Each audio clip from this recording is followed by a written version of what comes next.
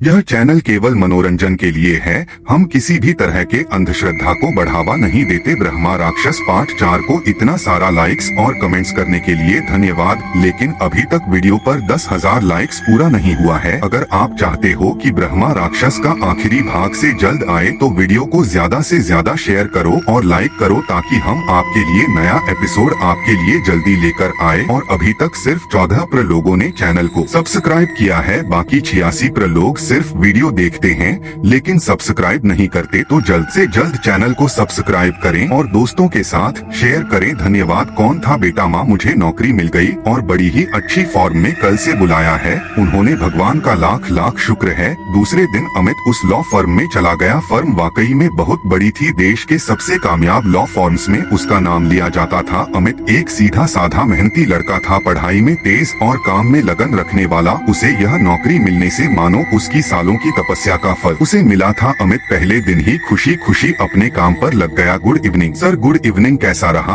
आज का दिन? अच्छा था सर। गुड। मन लगाकर काम करना, तुम्हें आगे जाकर इसका फायदा होगा। यहाँ तनख्वाह ज्यादा है क्योंकि यह काम भी ज्यादा है, समझे जी सर। उस मैनेजर ने बिल्कुल सच बात कही थी। फर्म में कुछ ज्यादा ही काम था। जब देखो तब हर एम्प्लॉय अपने काम में जुटा रहता था। जहाँ फर्म के सीनियर्स भी देर तक काम करते हुए नजर आते थे, वहाँ अमित जैसे नए लड़के से ज्यादा काम की अपेक्षा तो होगी ही। अमित भी मन लगाकर देर रात तक काम करता था। कभी कभी तो ऑफिस में सिर्फ अमित और रात का सिक्योरिटी गार्ड ही मौजूद होते थे। सबके बाद ऑफिस से निकलना मानो अमित की आदत हो चुकी थी। रात 9 बजे एक कॉफी लेकर अमित वापस अपने काम में जुट जाता था। एक दिन उसे पता चला कि देर तक काम करने वाला वह अकेला इंसान नहीं है। हेलो हाय प्रकाश, मैं अमित। नए आए हो यहाँ? हाँ, 2 हफ्ते हो गए। काफी बिजी लग रहे हो। बड़ा काम है बहुत, इसी महीने सब निपटाना है। बड़ी केस है, काम ज्यादा है और समय कम, तो बस देर रात तक बैठना नसीब में है। तो रुको, मैं 5 मिनट में अपना काम खत्म करके आता हूँ। साथ में कॉफी लेंगे और मैं तुम्हें जरा सी मदद भी कर दूंगा, तुम्हारा काम जल्दी हो जाए। थैंक्स दोस्त। उस रात अमित ने सच में प्रकाश की बहुत मदद की। अपना काम निपटा कर वह प्रकाश के साथ ही बैठा। प्रकाश को भी शायद अमित का यह अंदाज पसंद आया। उस रात से दोनों दोस्त बन गए। दोनों अक्सर देर रात तक साथ बैठकर काम करते रहते थे। सबके जाने के बाद कॉफी ली और लग गए काम पर। प्रकाश का काम ही इतना ज्यादा था कि शायद अमित के बिना वह पूरा नहीं हो सकता था। दोनों ऑफिस से अब साथ साथ ही निकलते थे। तुम्हारा काम तो सच में बहुत ज्यादा है, तुम भी तो ज्यादा पुराने नहीं हो यहाँ, फिर अकेले इंसान पर इतना काम किस लिए? यह काम मैंने खुद मांगा था। बड़ा केस है, काम पूरा कर पाया तो लोग नाम लेंगे हमेशा। अब कुछ सीखना है तो ज्यादा काम करना ही होगा ना। बात तो सच है। खैर चिंता मत करना, मैं हूँ तुम्हारे साथ, काम जल्दी खत्म हो जाएगा। सच बात कहूँ अमित, तुम मेरी बहुत मदद करते हो। तुमने दोस्ती का हाथ आगे बढ़ाया, काम में मदद की, तो अब लगता है कि मैं इस केस को सुलझा पाऊंगा। बिल्कुल दोस्त। अच्छा, आगे से जाओगे या हमेशा की तरह इसी अंधेरी गली से निकल जाओगे? अब घर का रास्ता यहीं से है तो क्या करें, चलो कल मिलते हैं। हाय, यह प्रकाश नहीं आया आज? कौन? प्रकाश कमाल है, तुम्हारे पास वाली केबिन में बैठता है और तुम्हें पता नहीं? अमित तुम्हें पता है ना यहाँ पर कितना काम होता है। लड़की होकर आईना भी मुश्किल से देखती हूँ मैं, घर वाले भी मेरा चेहरा भूलने लगे हैं। कौन? प्रकाश कहाँ बैठता है? इसे फुर्सत है देखने के लिए? सच कहा। चलो ऑल द बेस्ट। थैंक्स। आज हियरिंग है, बेस्ट लक। जरूरी था बाय। उस लड़की ने सच ही कहा था। इस ऑफिस में हर किसी को बहुत ज्यादा काम था। अमित को प्रकाश की चिंता होने लगी। वह अपने केबिन में जाकर प्रकाश का काम करने लगा। रात को अपना काम पूरा करके अमित कॉफी लेने चला गया। उसने दूर से ही देखा कि प्रकाश अपनी जगह पर बैठकर काम कर रहा था। अमित प्रकाश की फाइल लिए उसके केबिन तक पहुंच गया। कहाँ थे भाई? सुबह से मैंने तो 2-3 चक्कर लगाए, दिखाई नहीं दिए ना। मेरा फोन उठाया? हाँ, तबीयत जरा सी नर्म थी इसीलिए देर से आया। अपना ख्याल रखना दोस्त, काम तो चलता रहेगा। खैर यह लो काम लगभग पूरा हो गया। संगीत, तुमने जो बातें सर्च करने के लिए कहा था